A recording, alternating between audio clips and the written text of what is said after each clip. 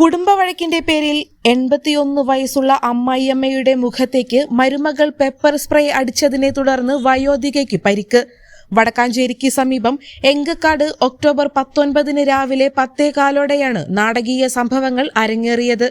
എങ്കക്കാട് സ്വദേശിനി 81 വയസ്സുള്ള സരസ്വതിക്ക് നേരെയാണ് മരുമകളായ 38-കാരി അനു ആക്രമണം നടത്തിയത്. ഭർത്താവ് അമ്മയുടെ വീട്ടിൽ തങ്ങുന്നതിലുള്ള വിരോധമാണ് ഈ അതിക്രമത്തിന് കാരണമെന്നാണ് പറയപ്പെടുന്നത്. ആക്രമണം തടയാൻ ശ്രമിച്ച സരസ്വതിയുടെ മകൻ പ്രദീപ് കുമാറിന്റെ വലത് കൈക്കും കടിയേറ്റ് പരിക്കേറ്റിട്ടുണ്ട്. സരസ്വതിയുടെ പരാതി പ്രകാരം വടക്കാഞ്ചേരി പോലീസ് അനുവിനെതിരെ കേസെടുത്തു. 5 വർഷമായി അനുവും ഭർത്താവും തമ്മിൽ കുടുംബ പ്രശ്നങ്ങൾ പതിവാവുകയും തുടർന്ന് സനൽകുമാർ വഴക്കിട്ട് ഇടയ്ക്ക് സ്വന്തം വീട്ടിൽ വന്ന് അമ്മയോടൊപ്പം താമസിക്കാൻ തുടങ്ങുകയും ചെയ്തു. ഇതിലുള്ള വിരോധമാണ് അനുവിനെ പ്രകോപിപ്പിച്ചതെന്നാണ് വിവരങ്ങൾ. വിരോധം തീർക്കാൻ സരസ്വതിയുടെ വീട്ടിലെത്തിയ അനു അമ്മായിയമ്മയുടെ മുഖത്തേക്ക് 4 തവണ തുടർച്ചയായി പെപ്പർ സ്പ്രേ ചെയ്യുകയും കൈ പിടിച്ചു വലിക്കുകയും ചെയ്തു.